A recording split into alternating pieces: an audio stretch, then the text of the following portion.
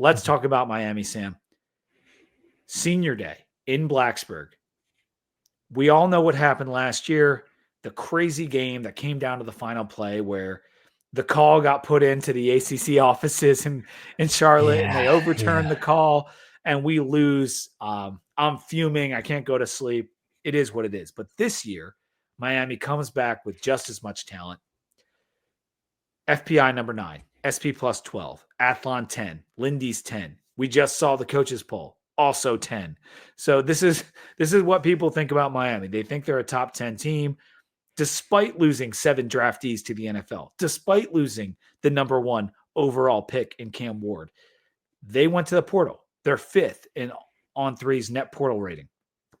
They have the best offensive line maybe in the country, but probably in the ACC. Yeah. So it's a scary prospect to face this team. But you know what, Sam?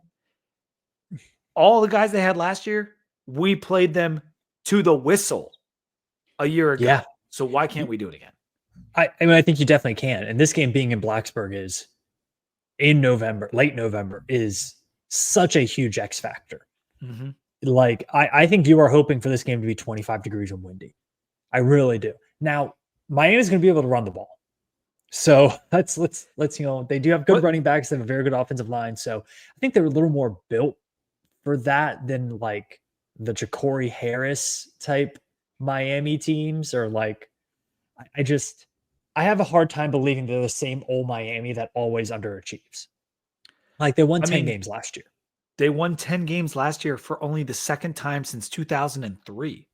Like, Mario, for as all the criticism that he took for bad in-game management, the kneel down game and everything else, 10 games at Miami is not something that's happened hardly at all in 2 decades, almost 3 decades. The only other time was Mark Richt in 2017. So he's doing something right. He's built up the lines, and they were 9-0 going into that Georgia Tech game. Now, they had flirted with Cal. They flirted with us. They were getting by the skin of their teeth. Yep. But they ended up losing, and then they got knocked out of the ACC title race, and they got knocked out of the playoff by losing at Syracuse when they were up 21 points, which I found very, very funny. But it wasn't good for the ACC overall. No.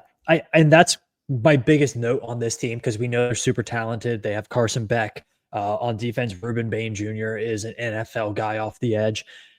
But last year, like, they only beat Tech by 4, only beat Cal by 1, beat Louisville by 7. But if you're a national title team, you should beat Louisville by more than 7. And then it fell apart for them at the end of the year. Does Tech get them when it falls apart, or does Tech get them when they have the golden horseshoe? Right. Well, that's I think what this game comes up to. It does. The $4 million man, Carson Beck. Jeez. Are you expecting, and this is, that's NIL rumor money, but it's probably what he got. Like, it's probably not far off. Yeah. He's healthy, reportedly, and looking good, according to everything we're hearing. Mm-hmm. Not an elite year last year for him, but 145 passer rating, 12th best QBR in the country, very close to Cade Klubnik, against a tough SEC slate. And at a year ago, 2023, for a UGA, 7th in QBR. He was amazing, 167 passer rating. So I think I'm of the opinion that Beck is maybe not even given the hype that he deserves. I think he could be really, really good for this team. Now, they have to replace a lot, and there's no Restrepo, there's no George, there's no Horton, but Miami has talent in the ranks. JoJo Trader has been talking about it. Ray Joseph, JoJo and Ray. We'll see what those guys have.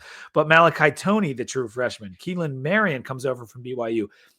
They have enough that if Beck can hand it off to the 2 good running backs, and Fletcher and Jordan Lyle and even Shamar Brown, who comes from NDSU, this offense could pick up right where it left off.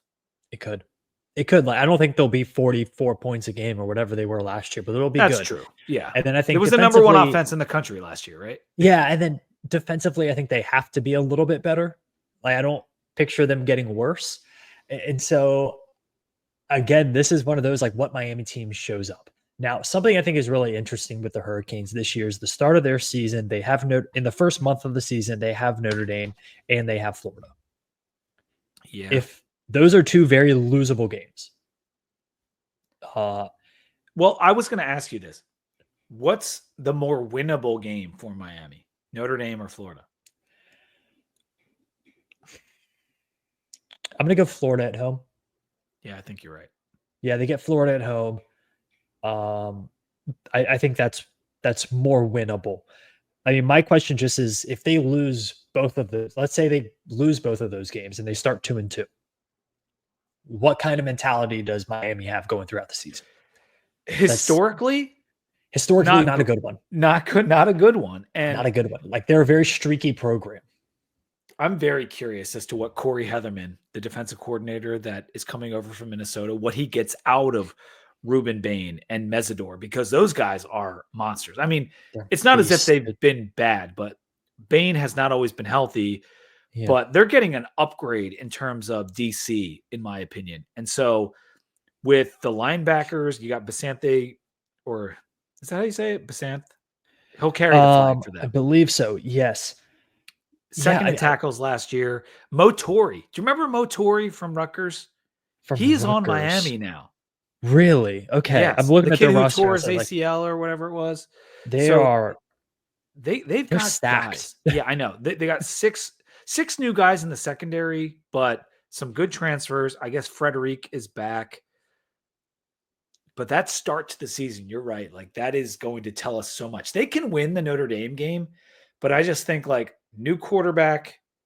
Well, I guess new quarterbacks for both teams. How much do you believe in Marcus Freeman versus how much do you believe in the job Mario Cristobal has done? I'm laughing, but like, he has built up, like, Mario has done such a good job building these lines up. Like, that offensive line, they could come out and just mow Notre Dame down for 2 hours. Like, I don't know how it's going to go. Dude, they are one of the biggest question marks in college football this year for me. Yeah. I think. So this game is being played the Notre Dame game is being played in Miami. And so I think that is a big thing, because they are a team that does play well in big games at home. They do. They get a good crowd. And they get Notre Dame and Florida. Well, Notre Dame's going to have a lot of guys there too. They're going to have a lot of fans there too. Yeah, but I mean, they get Notre Dame at home. They get Florida at home. They get Louisville at home. They get NC State at home. And then they travel at Virginia Tech, at Pitt. Pete, it is written in the stars. And of note, 7 straight weeks of conference opponents for Miami to end the season without a bye. Yeah. Yes. So I mean, they have a bye between Florida State and Louisville, and then they're going. Do you remember what Chase said in our chat last night too? That Miami doesn't go above, like, the Mason-Dixon line until not the Mason-Dixon line. What was it? They don't go outside of Florida. No, or something? They don't travel further north than Dallas until they play at Virginia Tech. That's what it was. Yes. Like, so that is the first game, November 22nd in Blacksburg, when what's their record, right? Like, do they have 1 loss? Do they have 2 losses? It won't matter. Hopefully they're top 25 and they come to Blacksburg, and we have a chance to not only get revenge for last year, but ruin any odds of them going to the playoff for this year. I think Tech wins one of Louisville, Miami. Which one do you think is more likely? Or which one would you bank on now? Because right now, in my head, they're both like 50-50. You're banking Miami? Because it's the rivalry. It's like, we get up for Miami. Last year, Miami was Kyron's best game, probably.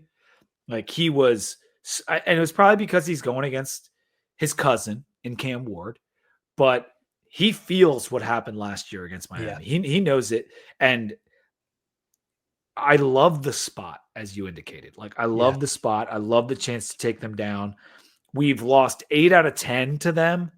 We are a little bit due. We haven't beat them since 2019, Sam.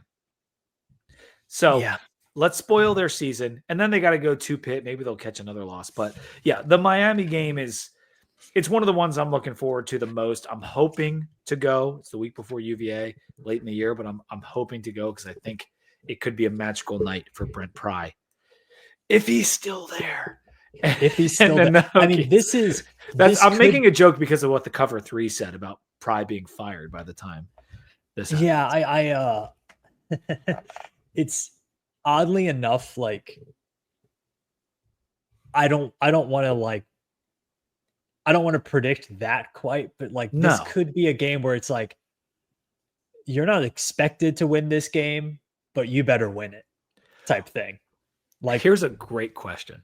You might want to win this one. I'm getting giddy thinking about this. Let's get Who it. do you have more positivity, more optimism for winning the game? Brent Pry, head coach with a full staff.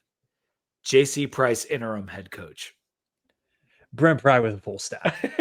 I think if you're an interim head coach and you have that Miami roster coming to play, you're gonna beat by 30. Yeah, potentially, but JC hates Miami. I mean, that's he does. He knows JC's the not rivalry playing in the game though. I know, but he did get us the win at UVA a couple years back, and that felt good. Well, let's talk about UVA. Let's talk about him.